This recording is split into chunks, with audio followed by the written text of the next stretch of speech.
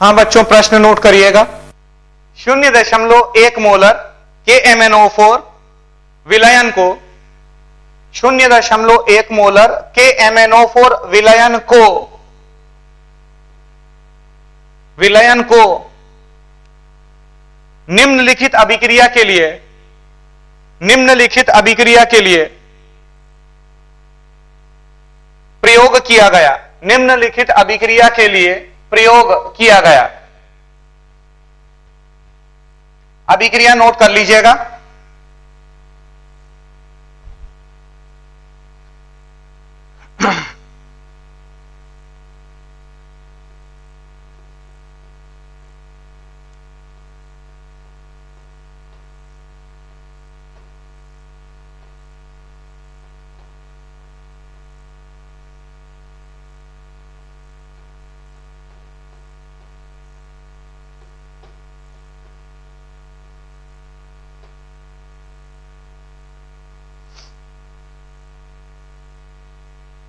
Right, ये अभिक्रिया। अब अगेन बच्चों ध्यान रखना, जो अभिक्रिया है वह अभिक्रिया संतुलित नहीं है।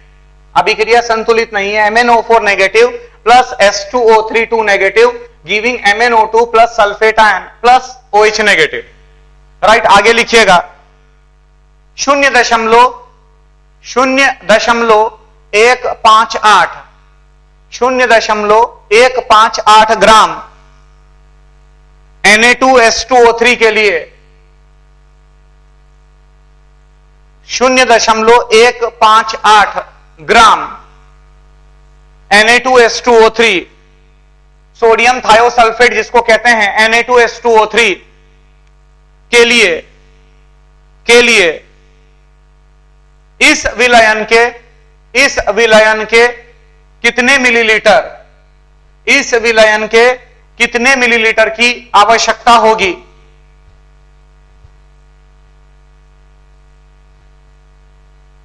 इस विलयन के कितने मिलीलीटर की आवश्यकता होगी?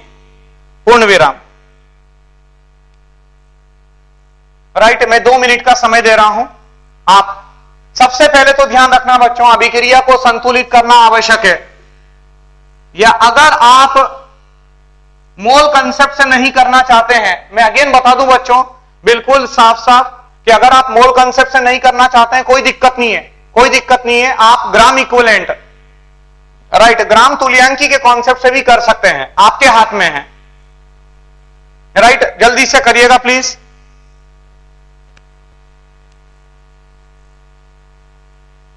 क्या करना पड़ेगा हमारे को? सबसे पहले यहां पर आपको दे रखा है कि जो MnO4 नेगेटिव है वो MnO4 नेगेटिव 0.1 मोलर है, 0.1 मोलर है। और ये जो 0.1 मोलर के MnO4 है, राइट, MnO4 नेगेटिव, इसकी अभिक्रिया आपने Na2H2O3, मतलब यहां पर मैंने H2O3 2 नेगेटिव लिख दिया है, H2O3 2 नेगेटिव के साथ कराई। राइट, तो अब आपसे यह पूछा जा रहा है कि KMnO4 का कितना वॉल्यूम, कितना आयतन की आवश्यकता होगी। जो KMnO4 है, जो MnO4 नेगेटिव है, उसके कितने आयतन की आवश्यकता होगी? 0.158 ग्राम जो Na2H2O3 है उसकी मात्रा आपको दे रखी है 0.158 ग्राम। तो अब यहां पर सारे बच्चे बोर्ड पर देखेंगे कैसे करना है।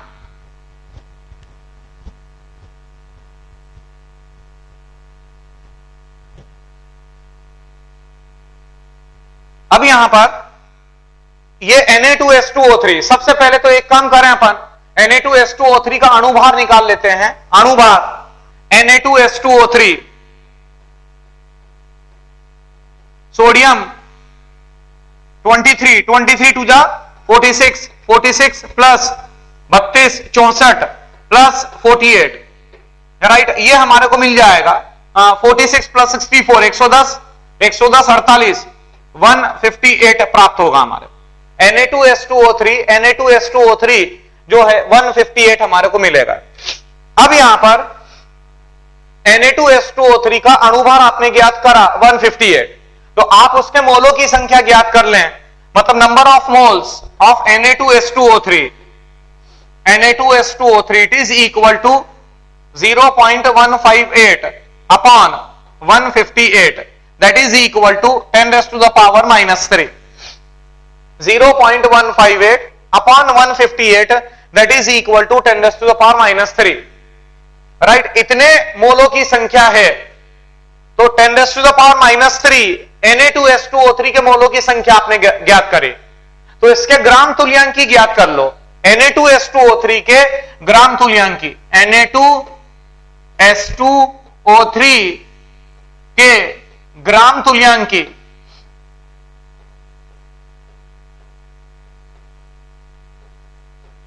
तुल्यांकी बराबर 10 की घात में ऋण 3 इंटू n गुणक आपको लेना पड़ेगा। किसका n गुणक? n गुणक आपको Na2S2O3 का लेना पड़ेगा। S2O3 2 नेगेटिव का n गुणक का मान आपको लेना पड़ेगा। तब उसके लिए हम क्या करेंगे, जो Na2S2O3 है, जो हमारा Na2S2O3 है, वह Na2S2O3 सल्फेट आयन में परिवर्तित हो रहा है। मैं अभी ग्राम तुल्यांकी के कॉन्सेप्ट से आपको बता रहा हूं, राइट। S2O3 2 नेगेटिव, यह सल्फेट आयन में परिवर्तित होता है, राइट। S2O3 2 नेगेटिव की अगर संरचना आप देखोगे तो ये S double bond S double bond O, ये O नेगेटिव और ये O नेगेटिव, राइट। ये है हमारा S2O3 2 नेगेटिव।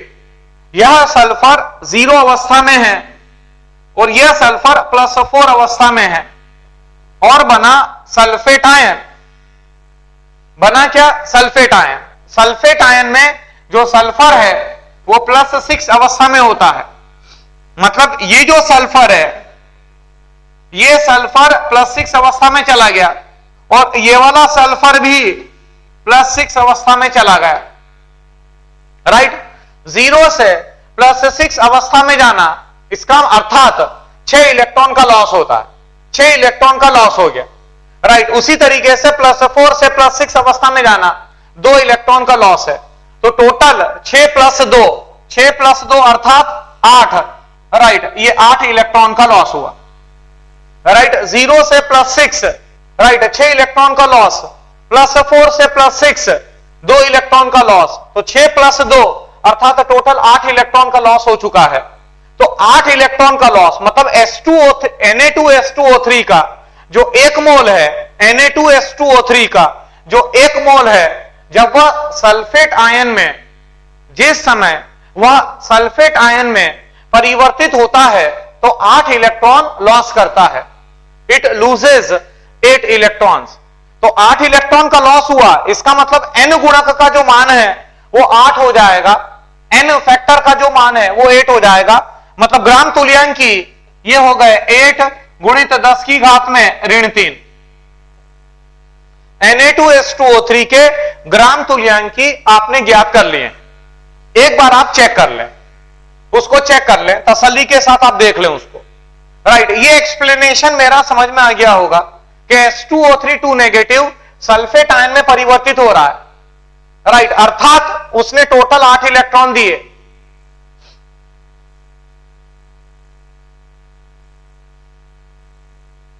राइट। अब जितने हम क्या बोलते हैं, जितने ग्राम तुल्यांकी, हम कहते हैं ग्राम तुल्यांकी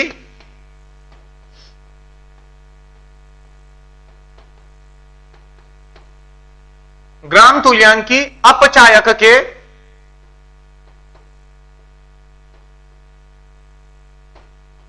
बराबर ग्राम तुल्यांकी ऑक्सीकारक के बराबर होता है ऑक्सीकारक के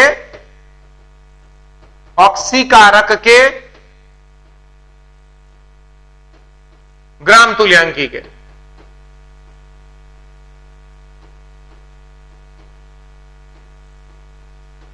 राइट।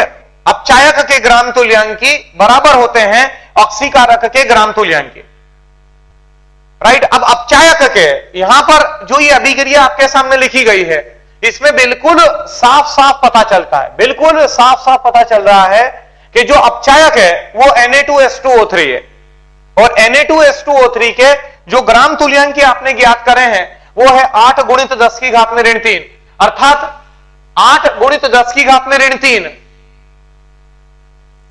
यहां पर मैंने लिखा आप चायक के 8 गुणित 10 की घात में ऋण 3 is equal to MnO4 negative या KMnO4 के, KMnO4 ऑक्सीकारक है, KMnO4 के ग्राम तुल्यांक,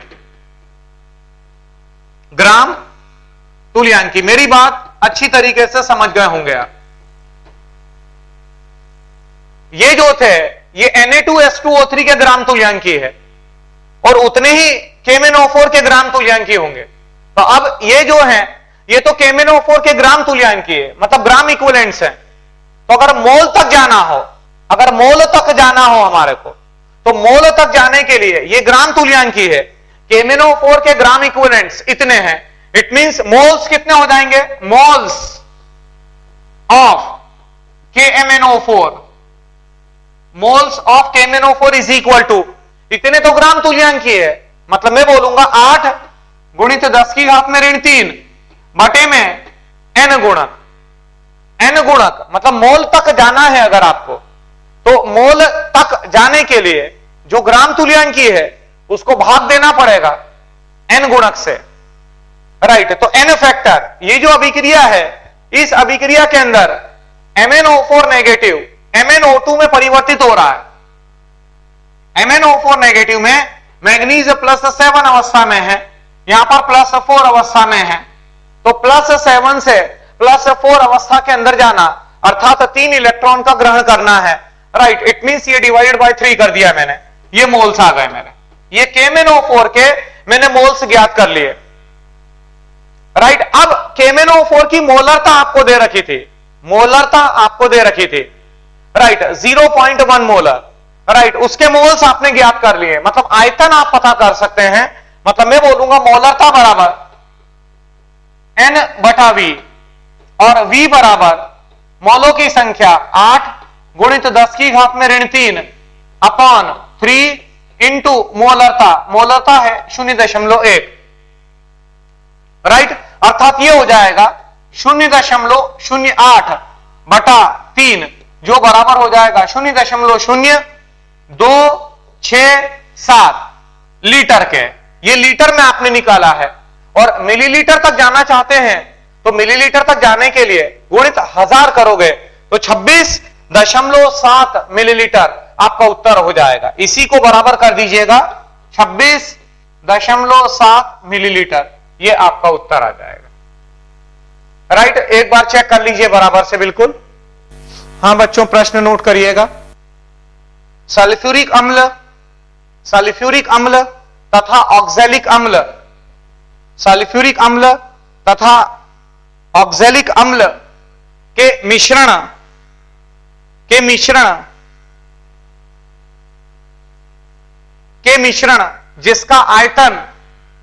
जिसका आयतन 25 मिलीलीटर है, जिसका आयतन 25 मिलीलीटर है को पूर्ण उदासीन करने के लिए, को पूर्ण उदासीन करने के लिए 35.5 मिलीलीटर के N/10 सांद्रण, N/10 सांद्रण के NaOH की आवश्यकता होती है,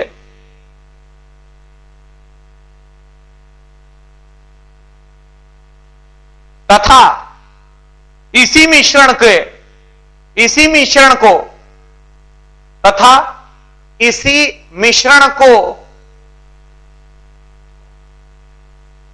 पूर्ण ऑक्सीकृत करने के लिए, इसी मिश्रण को पूर्ण ऑक्सीकृत करने के लिए 23.45 मिलीलीटर के n/10 के MnO4 की n/10 के MnO4 की आवश्यकता होती है दिए हुए मिश्रण में सल्फ्यूरिक अम्ल व ऑक्सैलिक अम्ल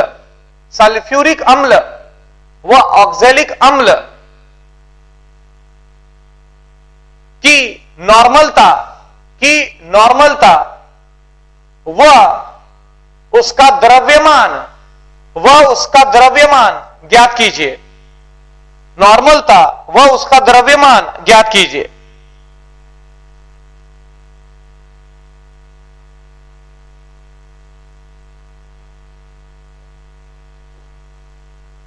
राइट बच्चों, एक बार क्वेश्चन को पढ़ लीजिए। क्वेश्चन को एक बार बराबर से पढ़ लें।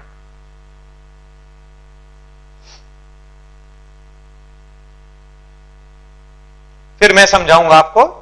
पहले एक बार आप अपनी तरफ से पढ़ लो। हमारे पास एक मिश्रण है, मतलब ये बीकर है, ये देखिए आपके सामने, समझाने की कोशिश कर रहा हूं मैं। ये आपका एक बीकर है और ये जो बीकर है, इस बीकर के अंदर हमारे पास 25 मिलीलीटर सल्फ्यूरिक अम्ल व oxalic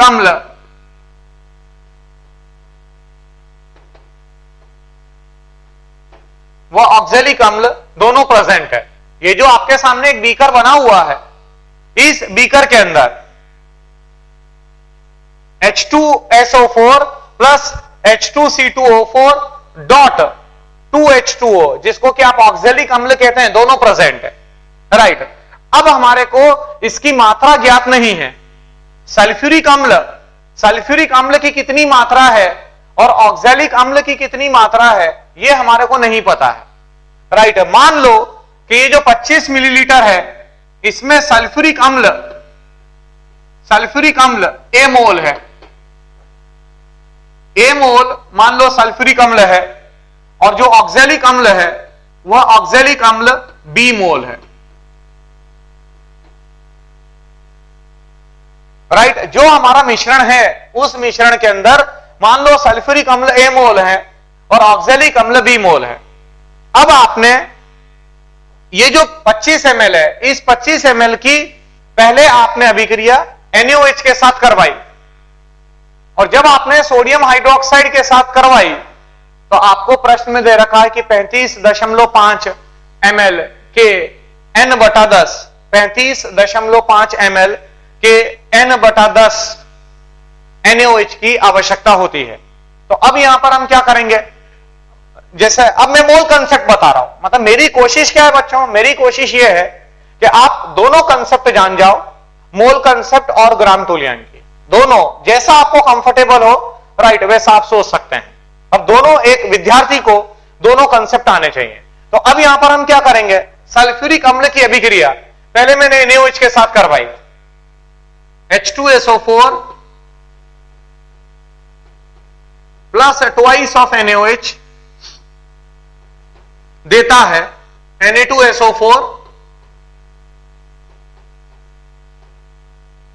plus twice of H2O। यह हमारी अभिक्रिया है। अब H2SO4 के आपने A मोल माने हैं, तो जब इसके A मोल हैं तो NaOH के 2A मोल्स की जरूरत पड़ेगी हमारे। 2A moles of NaOH are required. उसी तरीके से ऑक्सैलिक अम्ल H2C2O4 की अभिक्रिया अगर आप NaOH के साथ करवाते हैं तो यहां पर भी 2 मोल की आवश्यकता होगी, क्योंकि यह भी अपने आप में द्विक्षारीय अम्ल है और यह भी अपने आप में द्विक्षारीय अम्ल है। राइट, यह उत्पाद बनेगा। जो भी उत्पाद बन जाए, उत्पाद से हमारे को मतलब नहीं है। राइट, यह उत्पाद बनता। जितने ऑक्सैलिक अम्ल के मोल हैं, ऑक्सैलिक अम्ल के B मोल हैं, राइट, तो इसके 2B मोलों की आवश्यकता होगी। अर्थात अगर मैं आपसे यह पूछूं कि NaOH के कुल मोलों की आवश्यकता कितनी है, तो आप बोलेंगे कुल मोल NaOH के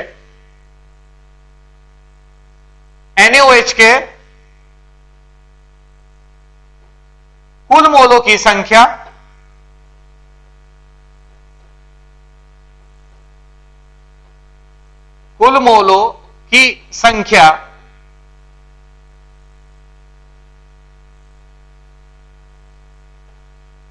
बराबर 2A प्लस 2B हो जाएगा। NaOH के कुल मोलों की संख्या बराबर 2A प्लस 2B हो जाएगा। 2A प्लस 2B आपने कर दिया। अच्छा, यहां पर ध्यान रखें, NaOH अपने आप में एकक अम्लीय क्षार है, एकक अम्लीय क्षार है NaOH। इसका मतलब यह हुआ कि NaOH के जो N फैक्टर का मान होगा, NaOH के जो N फैक्टर का मान है वो 1 है। इसका मतलब नॉर्मलता बराबर मोलरता होगी। तो यहां पर NaOH के लिए नॉर्मलता 0.1 दे रखी है। NaOH के लिए जो नॉर्मलता है वह है 0.1 नॉर्मल। इसका मतलब जितनी उसकी नॉर्मलता है उतनी ही उसकी मोलरता मानी जाएगी, राइट। अर्थात मैं बोलूंगा मोलों की संख्या अगर आप इसको सॉल्व करेंगे, तो अगर आप इसको हल करेंगे तो यह हमारे को प्राप्त होगा 3.55 गुणित 10 की घात में ऋण 3 is equal to 2A plus 2B। ये बच्चों एक समीकरण आपका बन चुका है। ये पहला समीकरण है, राइट। इसमें दो अननोन है, राइट, दो अज्ञात हैं, राइट। A और B अज्ञात है, राइट, उसको हमें ज्ञात नहीं है वो चीज, राइट। फिर दूसरे समीकरण की अगर हम बात करें तो दूसरे समीकरण के लिए हमारे को क्या करना पड़ेगा, उसने ये बोला हुआ है कि इसी मिश्रण को जब आपने KMnO4 के अगेंस्ट आपने अनुमापन किया, KMnO4 के विरुद्ध आपने जब अनुमापन किया, तो यहां पर KMnO4 का 23.45 मिलीलीटर, जिसका सांद्रण N/10 है, वो लगता है। तो अब यहां पर हमारे को क्या करना पड़ेगा, अगेन आपको अभिक्रिया सेट करनी पड़ेगी। तो सबसे पहले तो मैं ये बता दूं आपको कि जब ये 25 मिलीलीटर को KMnO4 पोटेशियम परमैंगनेट के अगेंस्ट आप अनुमापन करेंगे, तो वह ऑक्सैलिक अम्ल को ऑक्सीकृत करेगा। सल्फ्यूरिक अम्ल का ऑक्सीकरण नहीं होता है, यह ध्यान में रखें, सभी बच्चे ध्यान में रखें कि सल्फ्यूरिक अम्ल का ऑक्सीकरण नहीं होगा। ऑक्सीकरण जो होगा वह ऑक्सैलिक अम्ल का होगा। तो अब यहां पर हमारे को अगेन एक अभिक्रिया लिखनी पड़ेगी ऑक्सैलिक अम्ल के साथ में। अभिक्रिया होगी H2C2O4 प्लस KMnO4, या एक काम करो आयनिक फॉर्म में ले लो इसको। अगर आयनिक फॉर्म में आप लेते हैं तो C2O4 2 negative plus MnO4 negative, माध्यम अम्लीय है तो CO2 प्लस Mna2 पॉजिटिव का निर्माण होगा, राइट। अभिक्रिया को संतुलित करना पड़ेगा क्योंकि हम मोल कंसेप्ट लगा रहे हैं, अर्थात यहां पर 5 आ जाएगा और यहां पर 2 आएगा, राइट। मतलब खास हमारे को यह संतुलित करना आवश्यक है। यह चीज को समझना हमारे लिए ज्यादा जरूरी है। 5 of oxalate ion plus twice of MnO4 negative, यह चीज को समझना हमारे लिए अति आवश्यक है। आप समझिए मेरी बात को, राइट। उत्पाद में कितना क्या बन रहा है, कितने मोल बन रहे हैं, उससे हमारे को कोई मतलब नहीं है, राइट। यह चीज जो अभिकारक है वह अभिकारक संतुलित कर लिया हमने कि अगर इसके 5 मोल है तो इसके हर हालत में 2 मोल होने चाहिए। अब यहां पर यह जो 25 मिलीलीटर है इसमें ऑक्सैलिक अम्ल के B मोल माने आपने, अर्थात ये B है हमारा। तो जब ये B है तो ये कितना लगेगा, ये लग जाएगा 2B/5, 2B/5 मोल MnO4 नेगेटिव के लगेंगे, राइट। अब यहां पर देखिएगा ये नॉर्मलता दे रखी, KMnO4 की ये नॉर्मलता है, राइट। हम जानते हैं नॉर्मलता बराबर मोलरता इंटू N फैक्टर। तो मोलरता निकालनी पड़ रही है हमारे को। मोलरता बराबर नॉर्मलता, नॉर्मलता है 0.1, ये 0.1 बटा जो n गुणक का मान होगा KMnO4 MnA2 पॉजिटिव में परिवर्तित हो रहा है, राइट। तो जो n गुणक का मान होगा वो 5 हो जाएगा, 0.1 बटा 5। तो अब यहां से ये मोलरता आपने ज्ञात करी KMnO4 की, तो अब मैं मोल निकाल सकता हूं, मतलब मैं बोलूंगा मोलों की संख्या KMnO4 के मोल बराबर मोलरता गुणित आयतन। मोलरता है 0.1 बटा 5 इंटू 23.45 गुणित 10 की घात में ऋण 3, क्योंकि जो आयतन है वह आयतन लीटर में होना आवश्यक है, राइट। इसको आपको सॉल्व करना पड़ेगा बच्चों। 23.45 इंटू 0.1 इंटू दिस बटे में 5, राइट। ये हमने मान लो इसको आपने सॉल्व कर लिया, मान लो आपने इसको सॉल्व कर लिया, और ये सॉल्व करने के बाद यहां पर अल्फा मिल रहा है। KMnO4 के जो मोलों की संख्या आपने निकाली वो अल्फा है, राइट। तो अब अल्फा है अर्थात 2b बटा 5, या एक काम करो 2b बटा 5 इज इक्वल टू KMnO4 के मोलों की संख्या आपने ज्ञात कर रही है वहां पर, राइट। मतलब मैं बोलूंगा 2b बटा 5 इज इक्वल टू 23.45, या एक काम करो 2 पॉइंट कर लो इसको, 2.345 गुणित 10 की घात में ऋण 3 अपॉन ये 5, राइट। उसी चीज को मैंने यहां पर लिखा। ये एक्चुअली ये KMnO4 के मोलों की संख्या आपने ज्ञात करी थी, और KMnO4 के मोलों की संख्या यहां पर है 2b बटा 5, तो 2b बटा 5 इज इक्वल टू दिस, तो 5 से 5 कट जाएगा, अर्थात b का मान आ गया b बराबर 1.1725 गुणित 10 की घात में ऋण 3, 1.1725 गुणित 10 की घात में ऋण 3। ये आपने b का मान ज्ञात कर लिया, राइट। अब ये जो आपने b का मान ज्ञात किया है, ये जो आपने b का मान ज्ञात किया है, इस b के मान को जब यहां पुट करोगे आप, जब b के मान को आप यहां पुट करेंगे तो यहां से आपको a का मान भी प्राप्त हो जाएगा,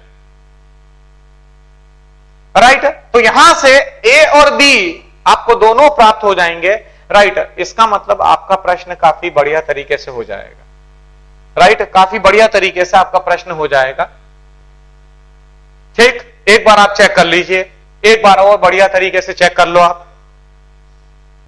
हां बच्चों, प्रश्न नोट करिएगा। 2.5 ग्राम 2.5 ग्राम फेरस ऑक्जेलेट, 2.5 ग्राम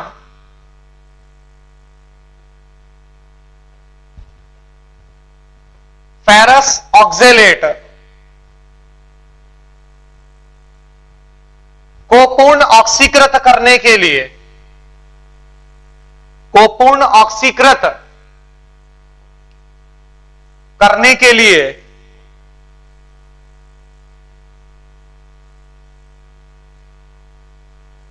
100 मिलीलीटर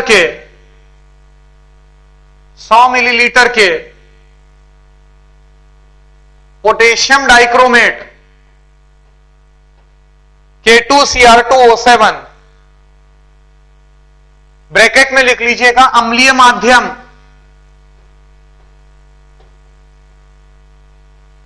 अम्लीय माध्यम की आवश्यकता होती है,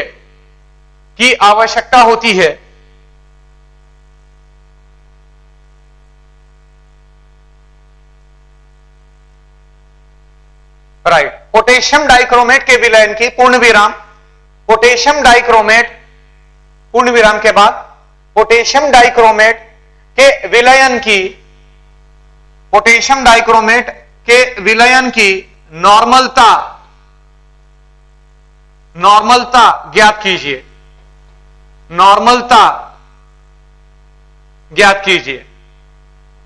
नॉर्मेलिटी उसकी आइडेंटिफाई करनी है।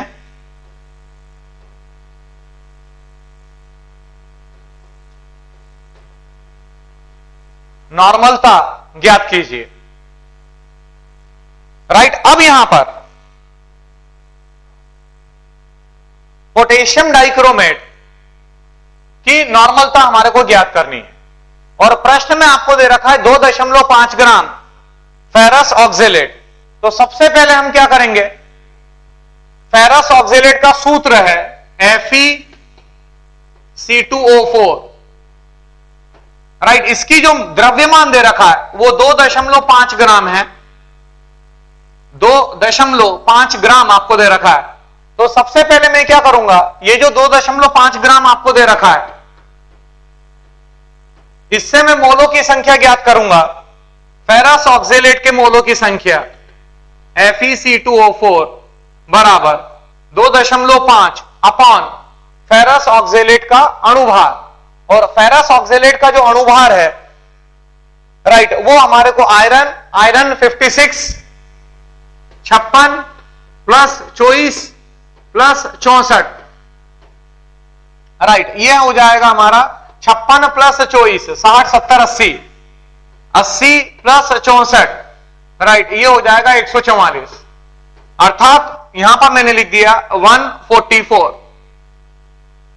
ये फेरस ऑक्जेलेट के आपने मोलों की संख्या ज्ञात करी, दिया हुआ भार बटा अणुभार, दिया हुआ भार बटा अणुभार।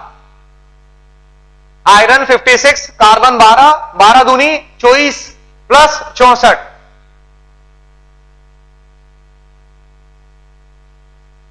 राइट। अब फेरस ऑक्जेलेट के ये मोलों की संख्या है, तो फेरस ऑक्जेलेट के मोलों की संख्या मतलब फेरस ऑक्जेलेट के ग्राम तुल्यांकी FeC2O4 के ग्राम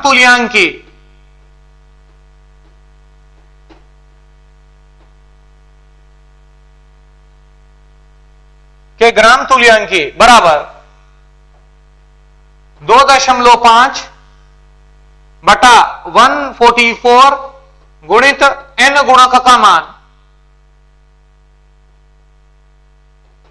n फैक्टर का मान, फेरस ऑक्जेलेट के ग्राम तुल्यांकी बराबर 2.5 बटे में 144 गुणित n फैक्टर। तो n फैक्टर, अब फेरस ऑक्जेलेट में जो फेरस आयन है वह फेरस आयन फेरिक आयन में परिवर्तित होगा और वह एक इलेक्ट्रॉन को देगा। उसी तरीके से जो ऑक्जेलेट आयन की बात करें तो ऑक्जेलेट आयन CO2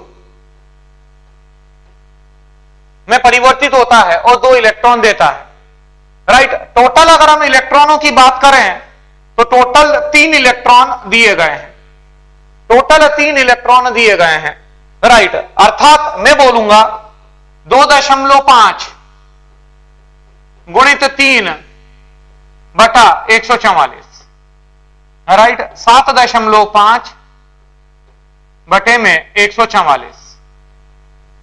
ये ग्राम तुल्यांकी आ गए। और ग्राम तुल्यांकी बराबर होता है, ग्राम तुल्यांकी एक सूत्र दे रहा हूं जो पहले भी दे चुका हूं आपको।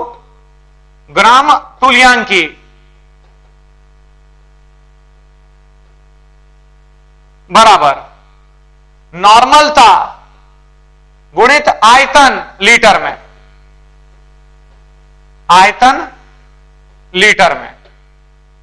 तो ग्राम तुल्यांकी है 7.5 बटे में 144 इज इक्वल टू 7.5 बटे में 144 इज इक्वल टू नॉर्मलता हमारे को ज्ञात करनी थी इनटू आयतन। आयतन उसका दे रखा है 100 मिलीलीटर, अर्थात 0.1 हो जाएगा, राइट। तो यहां से आपको नॉर्मलता ज्ञात हो जाएगी, राइट। किसकी? पोटेशियम डाइक्रोमेट की नॉर्मलता बराबर 7.5 अपॉन 14.4। राइट, इसको बस आप सॉल्व कर लीजिएगा। राइट, तो ये आपको नॉर्मलता का मान ज्ञात हो जाएगा। ठीक, तो आज बच्चों इतना ही। Right, tomorrow to be continued.